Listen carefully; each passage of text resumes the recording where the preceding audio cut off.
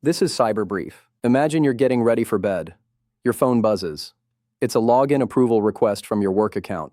You didn't try to log in, so you dismiss it. A minute later, buzz. Another one. Then another. Then another. Your phone won't stop. It's 11 at night. You're tired, you're annoyed, and somewhere in the back of your mind, you start wondering, what if there's a glitch? What if IT actually needs me to approve something? So you tap, approve. And just like that, a stranger is inside your company's network. You didn't give them your password. You didn't click a phishing link. You just got tired. That's it. That's all it took. Stay with me, because what just happened has a name. It has a playbook. Understanding it might be the most important thing you watch today. Here's why this matters beyond just one person's bad night. When an attacker gets past your authentication, that's the security door that's supposed to prove you are who you say you are. They don't just get your files. They get your identity inside the system. They can impersonate you. They can send emails as you, access internal tools as you, pivot deeper into the organization quietly, while everyone assumes you're the one doing it. For a company, that could mean sensitive data is exposed, internal systems are compromised. The damage isn't discovered until it's far too late. For an individual, it could mean your accounts, your access, and your credibility are all in someone else's hands. The brutal part? You did everything you were supposed to do. You had multi-factor authentication turned on. You protected your password. And it still wasn't enough, because the attacker found a way to weaponize your own security tool against you. And that brings us to the myth that almost everyone believes. The widespread assumption is this: if you have two-factor or multi-factor authentication set up on your accounts, you're safe. Full stop. Password plus a second check equals locked door. And look, that belief makes sense. For years, security experts, including me, have told people to turn on multi-factor authentication like it's a golden rule.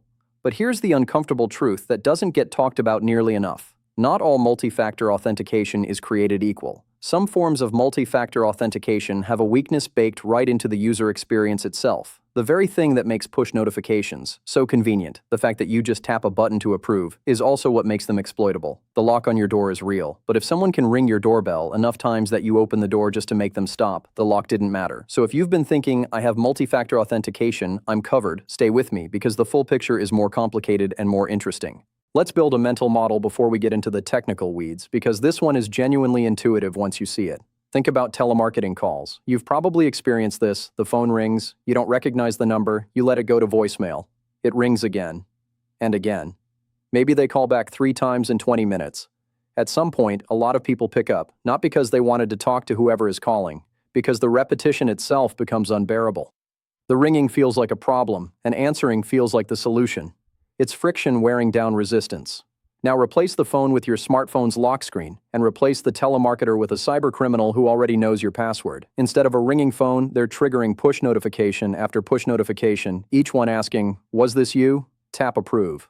They're not hacking your brain with some sophisticated psychological trick. They're just waiting for you to get annoyed enough to make it stop. That's the entire strategy, exhaustion as a weapon. So here's the step-by-step of how this actually plays out in the real world. First, the attacker needs your password. They might get it from a data breach where credentials were previously exposed, through phishing, or by buying it on a dark web marketplace. Password in hand, they try to log into your account, but they hit the wall. Multi-factor authentication is enabled. A push notification gets sent to your phone. The attacker knows this, so they don't stop. They try to log in again. And again. Each attempt fires another push prompt to your phone. This technique is called push bombing. The attacker is flooding your device with approval requests, hoping that volume alone breaks through your defenses. Now here's the sophistication that separates a clumsy attempt from a dangerous one. A skilled attacker might layer in social engineering on top of the push bombing.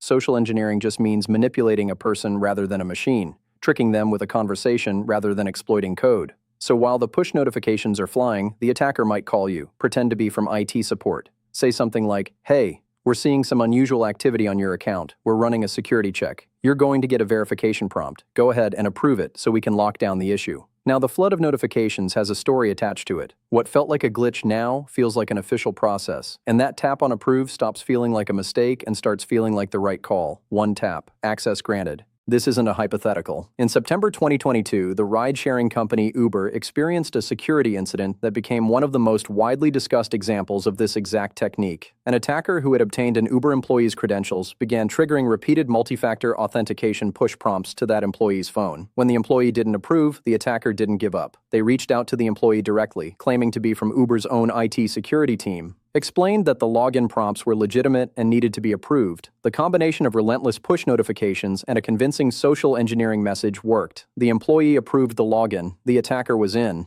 Remember that scenario we opened with, the late-night buzz, the confusion, the exhausted tap?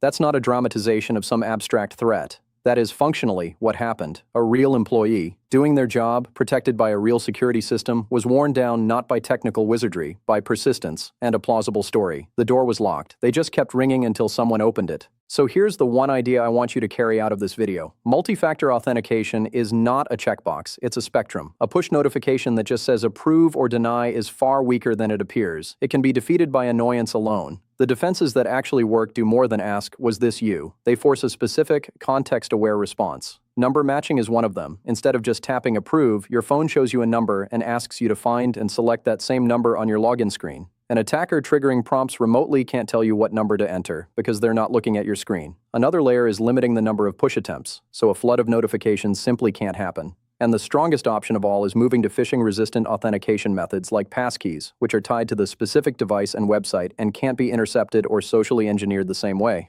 The lesson: having multi-factor authentication is necessary, but knowing what kind of multi-factor authentication you have and what it can and cannot stop is what actually keeps you safe. If this changed how you think about that little approve button on your phone, hit subscribe because we're going deep on the full landscape of authentication security, and trust me, there's more here that will surprise you. Next episode, we're looking at passkeys, what they actually are under the hood, why they're being called the future of logging in, and whether the hype is real. You won't want to miss it. Cyber threats don't wait, neither should you. Subscribe.